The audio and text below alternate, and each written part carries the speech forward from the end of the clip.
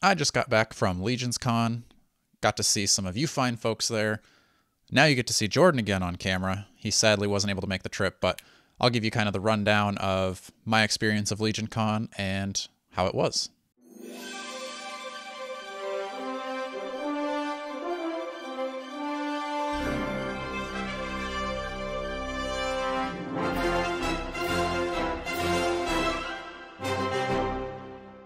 Hello and welcome back to another episode of the Strong Collectors Podcast.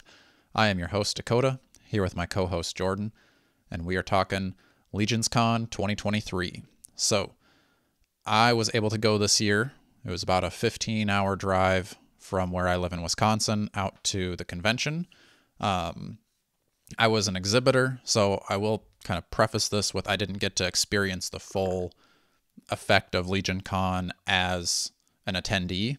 I wasn't able to walk around to all the booths, talk to the people, but I was able to walk around during setup and a little bit during the show, but otherwise I had to be, manning my own table. A lot of you guys came up and saw me.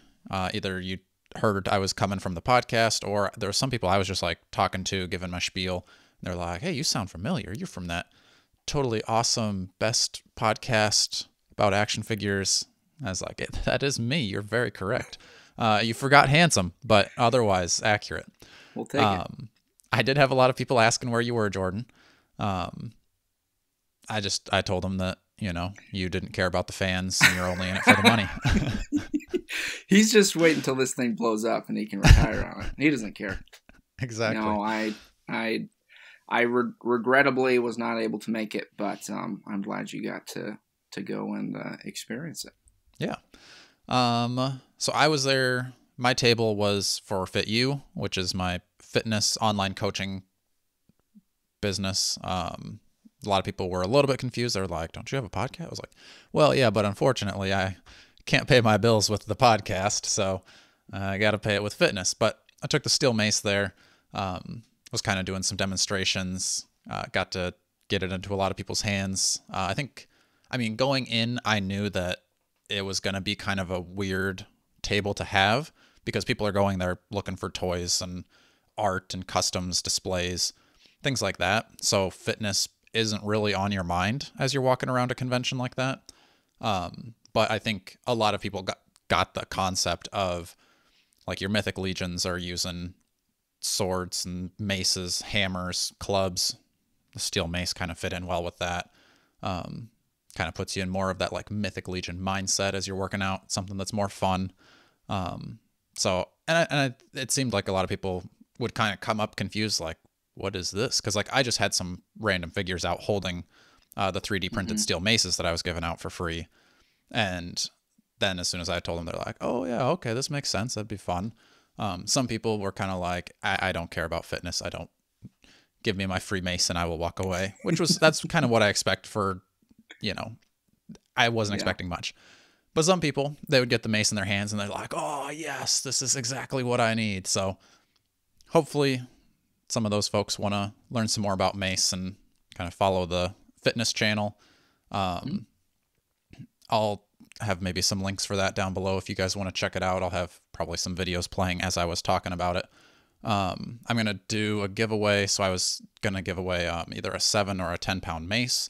So you just had to like sign up at the convention. So I'll have that video up probably maybe the same day as this is live or maybe the day after.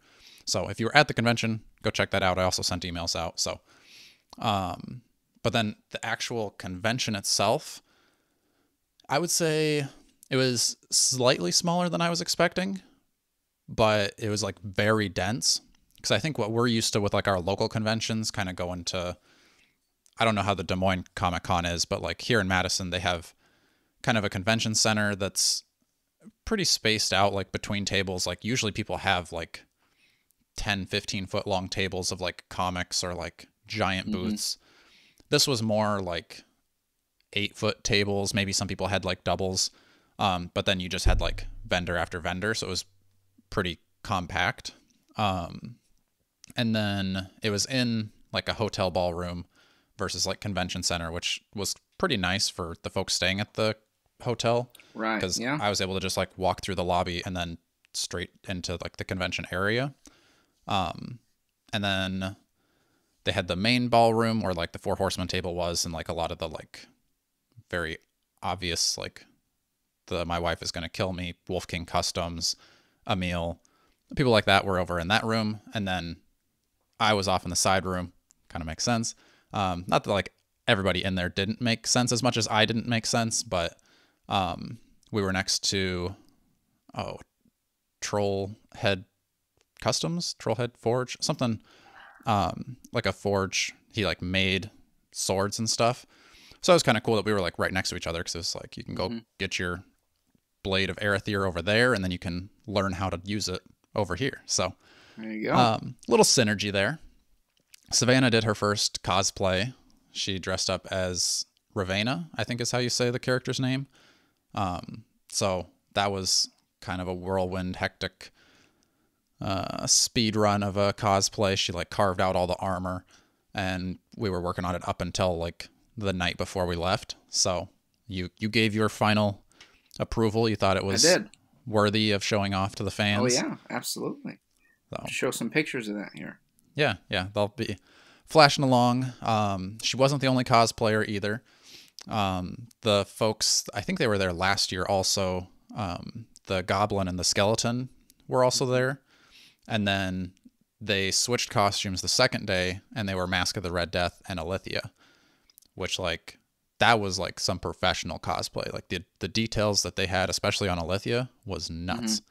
I guess I didn't realize that was the same people. Yep, they just did a little switcheroo. Doubled up on the costumes. That's impressive. Yeah, they have some really good costumes. They do like He-Man and stuff too. It's crazy.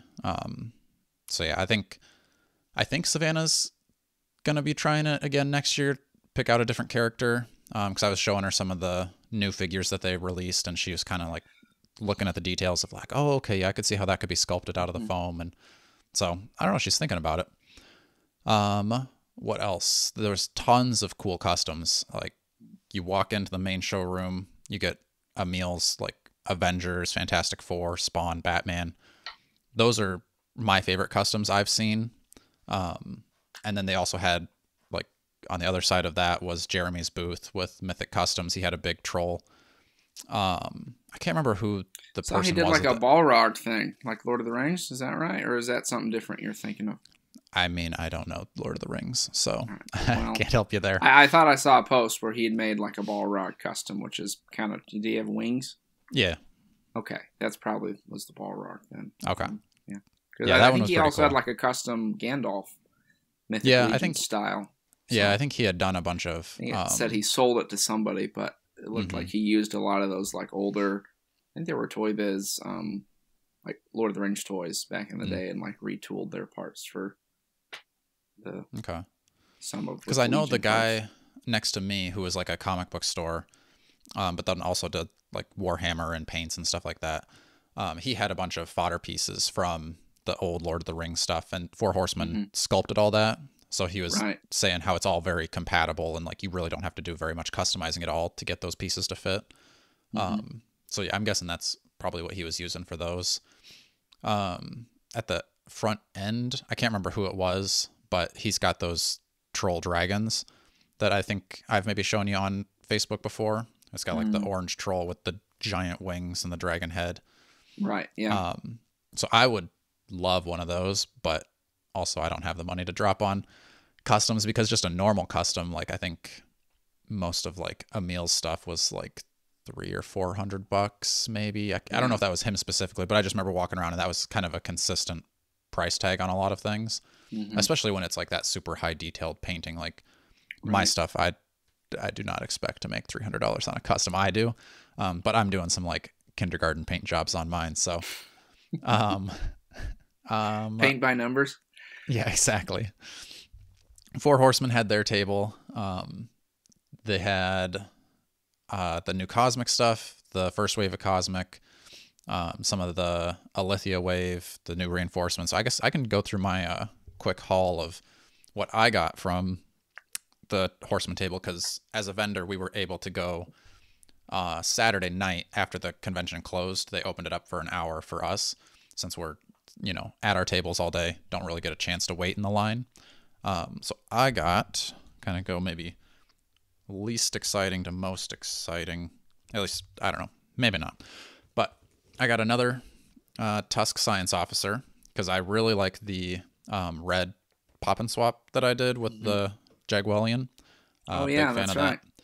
So I was That like, one oh, was maybe I'll cool. get another one, do something with the black Jagwellian, kind of do like a similar but like opposite type of custom with that. Then from the new wave, this is one I just opened up last night, is the blue kind of very similar version of that armor. The Sligor, he's like the, I'll get him in front, there you go. There you go. Love the colors on him, and he comes with so much stuff. He was a little bit more expensive, which makes sense because like the amount of accessories he's packed in with is nuts. He was $65. Got my receipt here. In total, I spent $275. I thought I did pretty well of being that's reserved. pretty respectable price range there. It doesn't include the convention exclusives because I had to buy those separately. So, it's more like $375. Yeah, it's more like $425. Just really, just what do numbers mean anyway? Yeah, what are numbers? They're all made up. I made sure I had the budget for it. Then I was kind of going back and forth between Artemis Silvercorn and I think it's Lord Bardrick, and I went with Artemis. One of the guys there saw me kind of debating, and they were like, "Oh yeah, you got to go with her. She's the faction leader. She's got more, I think maybe more unique parts or something like that." But it really didn't take me much to convince me because I didn't, I'm trying to be reserved here. I'm not trying to just pick up everything I see. So like I'm gonna get one of them, and that was the one I chose. I also got a Gold Knight. Very nice. So we had talked about that from the new reinforcements wave. Probably going to do some pop and swaps with him. Then also from the same wave, I got the Vampire Phalanx. So these guys I haven't had time to open up yet, but I'll do that soon. Not really a convention exclusive, but something that they just announced day of was this Valiant Knight. And I think we're going to do a longer episode on the trajectory of Mythic Legions, but that Valiant Knight is going to be a problem because it's incredible. Like the articulation is like slightly improved, but it makes a big difference. So he gets in a lot better poses than some of the other ones, but it doesn't affect really the sculpt very much. Or like if it does, it's like so small that you really can't tell. But yeah, just the figures that are going to be coming out are going to be like a whole nother level on top of what we've already got. Then the first day exclusive was the Blood Armor Vorgus Vermilius. Right. So pretty cool. I only got cool one of face each of the yeah, that's kind of what I was thinking too. I think because I wasn't able to get this whole wired cape on him yet, so I figured if he's not all wired up, I'd go with the kind of open face sculpt on him. But he also comes with that translucent head and then the normal Vorgus head too. And then the Waltor 2-pack. We got the Cosmic version, which this one, when I first saw them, I was less excited about this one because I was like, oh, it's just like a straight orange character, but it has way more paint detail than I was expecting. Like it's kind of like he's just a solid orange character, but went out, had some battles. He's got kind of the scuffs up and kind of dirtier armor. So that's cool. Then we've got the other Waltor the Mad, more of the mythic version of him. He's got the whole Cabal banner. And then the fur coat. I'm not usually a huge fan of soft goods, but this one is pretty cool. I like the head. I think this is going to come on one of the Necronominus figures. So, and that came with so much stuff too. Didn't they have a little like Cabal shirt? Yes. I think that stuff's all in a bag over there, but yeah, he's got all right. Cabal I just shirt. thought He's that got was like a cool. I little, noticed that when you sent that to me. yeah, it's like a little gourd for, I don't know, drinking or potions or something like that. It's got the Cabal logo, the banner with the logo, and I think the shirt and the head, like the kind of alien skull head, are going to be the exclusives for that. Which those will be out today. I don't know if they're going to do a normal drop, but it came out Friday morning. So I don't think it's like Figure Obscura where they're going to do a Friday morning, Friday night. So by the time you're watching this, maybe sold out. Sorry. But if it's not sold out, I highly recommend. I would say Waltor the Mad 2-pack is my favorite of those two exclusives. But the Vorgus is pretty cool too. The Waltor was 100 and then the Vorgus was 55, which, I mean, for the amount of stuff, it's very similar to last year with the Furious 4. Although I feel like this one came with more stuff. It might not have. Maybe it's just newer, so I'm more blown away by it. But especially when like comparing the Sligor to that 2-pack, and he's 65 himself, it makes sense, and I definitely feel like I got my money's worth there. So yeah. Let's see. Yep, that was everything I got. Got the legendary print back here. The night before, I was able to walk around the show and chatted with them for a little bit. Talked about how I backed the Kickstarter, and then talked about getting them on the podcast. So hopefully here in the next couple weeks, we'll have an episode with them coming out. But I'm excited to get those figures in hand. They had some there, and they look like everything I dreamed they would be, Jordan. So I know you were quite excited about this, man. I went pretty heavy in that Kickstarter. You really did. But I was just I'm not gonna like. Yeah. I miss on got the that. 7+1, and I was like, I really only want 6, but I'm gonna take the 7th. So, we should be getting our like backer kit like to select our figures, I think next week or the week after. But they had plunderlings there, which I had never seen in person before. I know there's a lot of crossover with like people that like Mythic Legions usually like plunderlings too. They're definitely cute. I enjoy the look of them. I just think that Mythic Legions takes up too much of my budget. Because I think plunderlings were like, I was just looking on like Entertainment Earth last night because they were having a sale, and I think they're like $45 per plunderling, which like to me is just a little bit too much for like comparing a $45 Mythic Legion, which is like a very deluxe figure, versus a little plunderling. I could see myself getting 1 or 2 in the future, but for now I'm going to hold off, try to show some restraint. But yeah, it was overall a good show. They've already announced they're doing the same place next year. So Savannah and I are thinking that we're going to try to go back. And I don't know, I would recommend it because we went to New York ComicCon last year, and it was fun. It was cool. Great spectacle. Glad I went. I had the experience. But if I was going to choose one to go back to more regularly, it would easily be Legion's Con. And like, obviously I like the figures, but it felt more like you were talking to the people at the booths versus like the people at the booths are like the salesmen for the larger company. Where like, I would love to like get the Marvel team on here and chat with them, but they're the marketers of Marvel, not the actual creators. And so that was just a little bit more, it's like a more personal feel at Legion Con.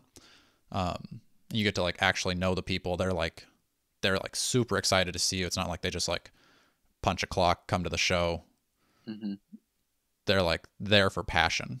Right. And you can definitely feel seems, I think that's what's cool. Even like you showing off that like they work in the Cabal logo and stuff on the figures. Like that's really cool to say, you know, you as a fan can be part of this community that is also like in the figures themselves, you know. And I think even looking on Facebook as you check out the Cabal, it's like there is that real sense of like people who know each other or looking forward to seeing somebody. And whereas, and like you said, at a New York Comic-Con, it can be fun to go, but you're kind of just there walking around. And I think it seems like from what you've said, and it's just very much more like, I guess kind of a more like personal experience, it seems. Mm-hmm. Yeah, and I mean, like, even the folks like Walter, like, I've never necessarily met him, and like even within the Cabal, I've only pretty much, I think I've only messaged him for like permission on asking, like, hey, can I post this like fitness? It doesn't really, it's not Mythic Legion figures, but I'm trying to like connect it with Mythic Legions, and he's like, yeah, go for it. Like, nobody else is going to promote you gotta promote yourself. So it's like encouraging in that way. But that's really the only interaction I've had with him. But then we show up at the convention, and our table was right next to the Cabal table, and he came over and talked to me in Savannah for quite a while, just like we were old friends. And it's like that kind of welcomingness that like we're not super close. That was the first time we've talked in person or really even online, but it felt like we'd known each other for years. So that was super fun. Even Jeremy, we've had him on the show, but outside of that, like, I've had some like more business-y type emails with him with getting a table at Legion's Con.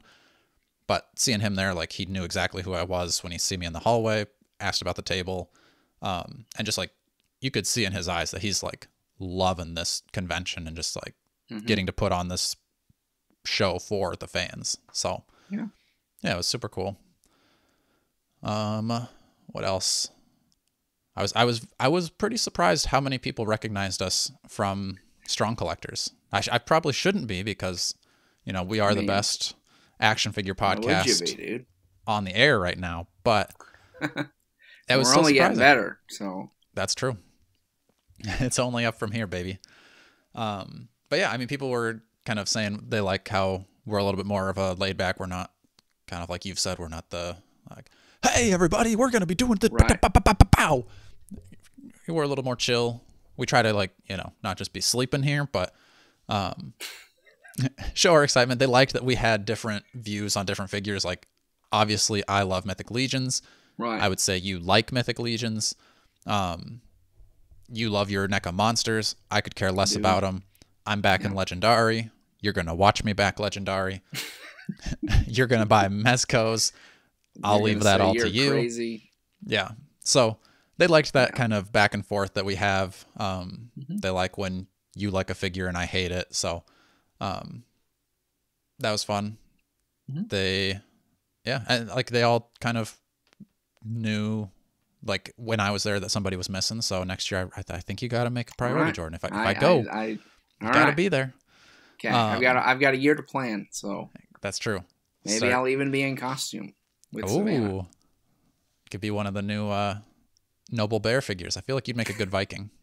Thank you. Yeah, Sam would love that too. So true. We'll start working. We'll start workshopping it early. Okay. I think I haven't talked to you yet, but I was looking at some of the Madison and Des Moines ComicCons and Cedar Rapids, Dubuque, things like that are kind of closer to us. Maybe we get ourselves a dual fit you Strong Collectors table, maybe bring some figures and do some more in-person type things. So I love it. Yeah, it was fun. I think I'd like to do some more, Jordan. I'll look into it for us, and we'll let you folks know where we're gonna be when. Yeah, I don't know. I gotta see how much it is, because the Legion's Con tables are not too bad compared to what I was seeing. Some of the like even I think it was maybe Cedar Rapids or something was like, I don't know, like $800 or more for a table. I was like, who the heck is? Maybe that was like for some giant area that they were gonna get, but I was like, I ain't gonna pay that much for just a single table at a. So we're gonna have to get a lot of views before we. Exactly. We need at least a couple more subscribers. Right. But speaking of subscribing, make sure you're subscribed, because I just ordered our next giveaway, Jordan. I didn't even tell you about it. I've got our next giveaway in the works. Okay. One of our friends does custom dio sets. So I got Wesley, I commissioned him to build us a like street dio.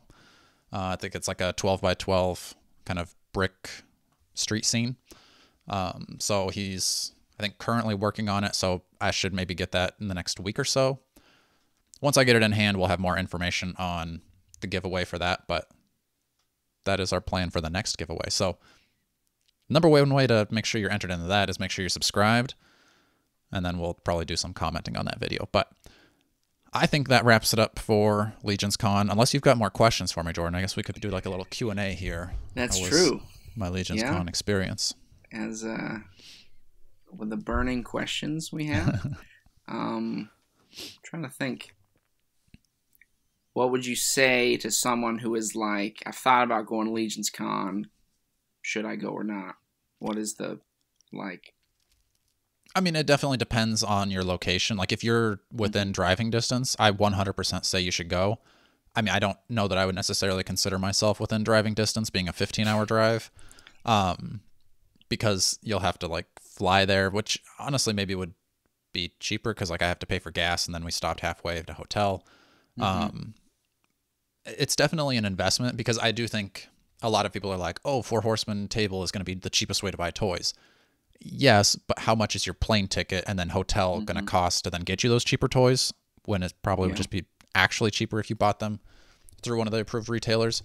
But the experience of getting to go there and see the entire community and what you can do, like outside of just the purchase of figure, keep it the way it is, like the pop and swaps, the customs, the 3D printing, the painting, that's super cool. So I would say you got to go at least once, no matter where you are. Because, I mean, people are coming from like Germany, Finland, a lot of people from Europe.